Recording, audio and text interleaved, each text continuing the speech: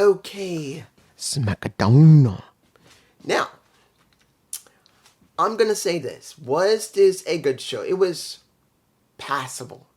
It wasn't 100% trash. It was, I guess, alright. Did this show give you interest going into Fastlane? To be honest, no. It didn't give me much interest. It was good to see the shine on one person, though. You could say mostly maybe two. Out of everybody that was shown on this show, two people got a shine. Two. But let's open with the first match, which was a tag match, and a person who shouldn't have been pinned, and worse, person shouldn't have won. Asuka, Charlotte versus Io and Bayley. And I gotta say this. This is me. Guys, this is me. And you know me. Usually I can tell something's off about a person when they wrestle. Or their attitude. And it's either one or the other, or maybe both. But I don't always know what it is. I just know there's something off. Guess who's off now? Bayley. I don't know what it is. Her wrestling doesn't look like trash. She looks fine.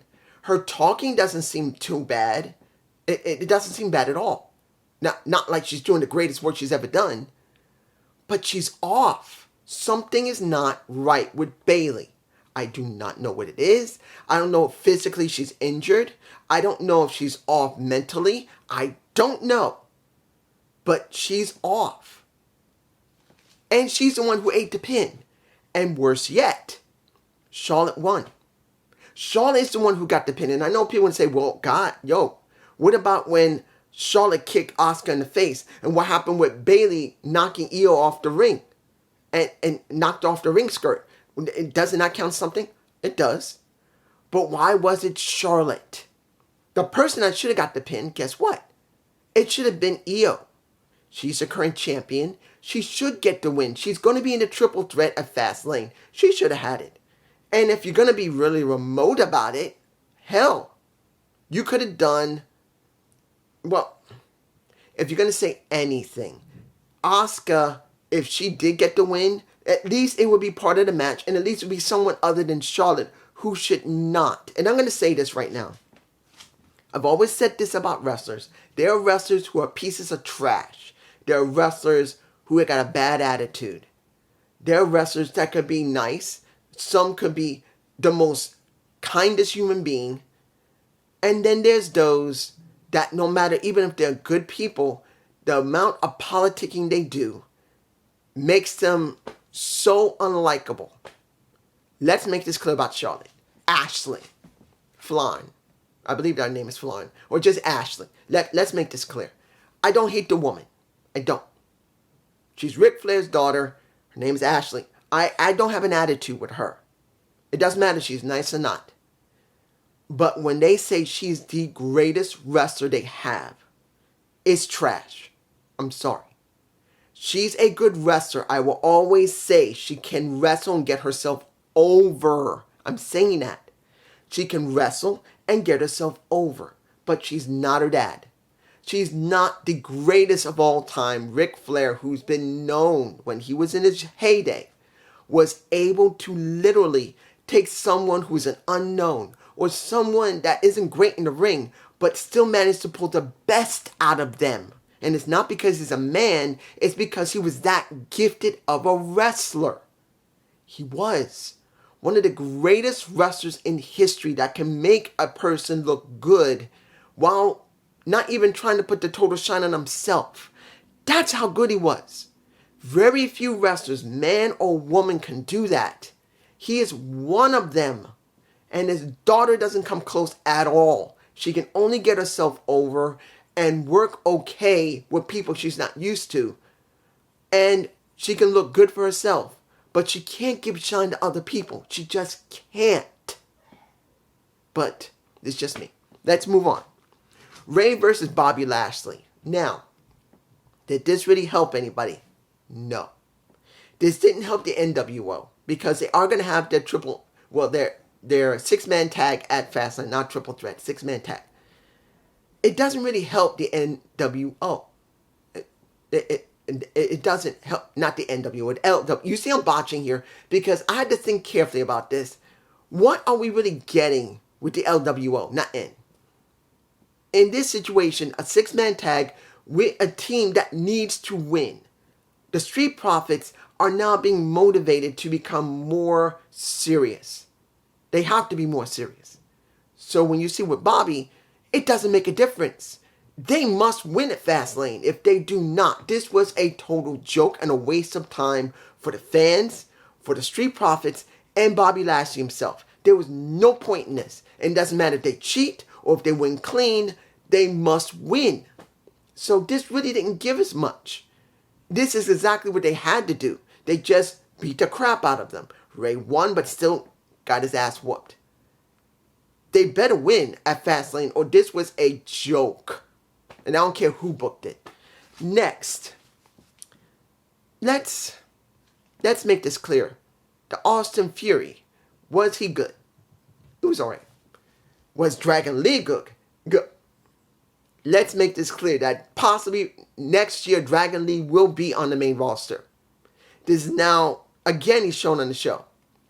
There's a good possibility they're setting him up to join the main roster from this moment on. He will probably sporadically Raw, NXT, SmackDown, NXT. My feeling is he's going to be showing up on NXT to Raw or NXT to SmackDown periodically before he finally goes on the main roster. He's not now. Don't think yet. But they want to sprinkle him in a little bit so people will start getting used to him and get to know him. I'm saying it in disrespect. The match was only setting up for Dragon Lee to show what he can do. This wasn't about Cameron Grimes. This was not about Grayson Waller. And this wasn't even about Austin Fury. This is about Dragon Lee. Hopefully they're booking him correctly. I just don't know. And I know I can talk more about that match, but I'm moving on. Let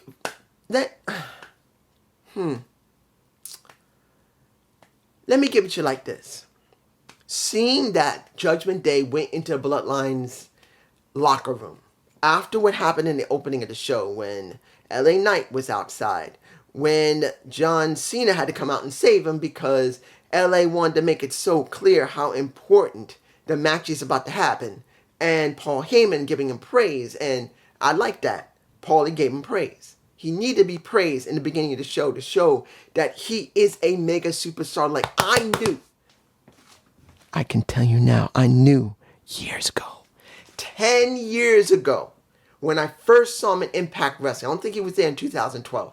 But I do remember in 2013 or 14, roughly around 10 years ago, when I first saw Eli Drake, I knew he had something. He was not a ring general yet, but I knew he had it. And Paulie just exonerated me. If anybody's seen, I'm not saying you have to look for 2,000 videos. I got over 2,000. Guys, I have never done 2,000 of anything. Other than when I used to work in a nursing home and serve food or folded clothes. Other than that, personally, myself, I never done 2,000 of anything if it wasn't involving work or when I used to go to school. This is the first time I've ever done something personally for myself. That's that many videos. So if you're able to search through all the Impact reviews, and maybe you'll find back around 2013 or 14, I talked about him, and I knew there was something about him, it exonerates me. And I like that. But going into the match against Jimmy, who I'm still not feeling.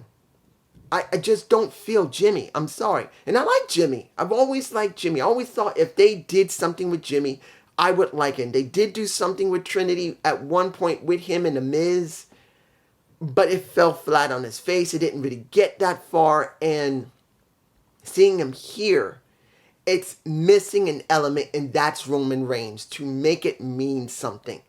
Until Roman comes back, it's still missing an element for Jimmy to start really meaning something to me personally. Solo is fine, Paulie is fine, but Jimmy's still missing an element. But I'm not saying he isn't working his ass off and trying his best to make it look good. And the match was alright until pretty much LA won. You get Solo attacking, John Cena comes out, Judgment Day, who is now, well, let's make this clear, Rhea Ripley made it very obvious that Judgment Day and the Bloodline should work together as an alliance and we can rule everything. Or because she's saying, shake my hand, and he says, I got to get it authorized. And Rhea made it clear, acknowledge me. And Paulie's going like, you don't do that in here. There's only one person being acknowledged, and that's Roman Reigns. And she made it clear that you and us will dominate everything, or you and us will have the worst fight in history, which she didn't say it exactly, but that's where it was going. I'll say this, seeing Judgment Day circling the ring with what members of the Bloodline are there's only 2 out of the 3. Okay. But then I'm thinking, who is going to come out and help them? Is it going to be Cody? Because that's where I think it would happen. Cody will probably come, but it was first Jay coming out. And supposedly, Jay's not part of Smackdown. He shouldn't have been there.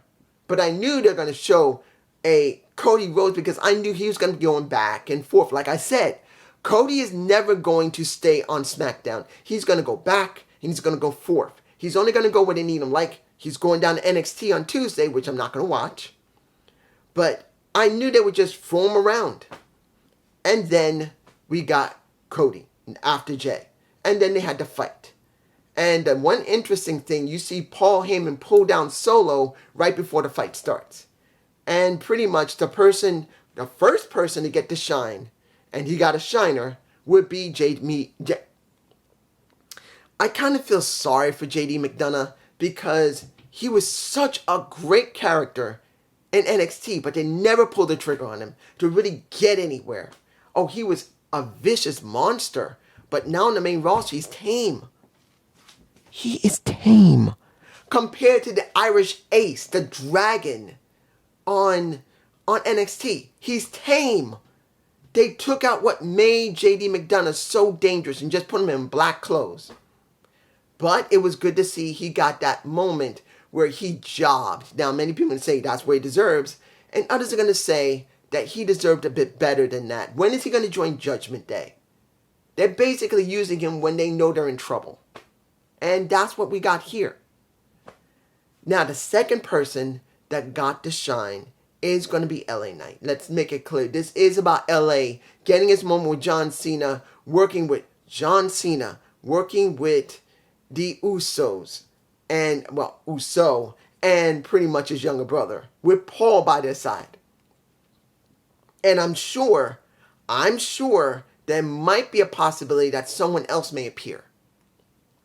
I'm not going to say it's Roman, and I'm not going to say it's Rock, but there's a good possibility someone else may appear during that match. And I don't know who, but it would make sense if they did it. But this is what we got in this show. And, I know I could, I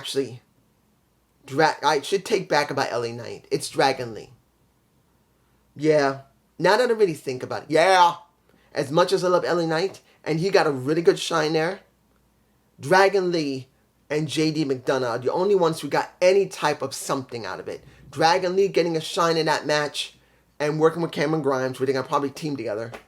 And the JD McDonough getting his butt kicked by everyone, by Cody, by Jay, and by John Cena. I'm sure he's going like, you can do whatever the hell you want me. I'm on TV. That's what it comes down to, and this is just me.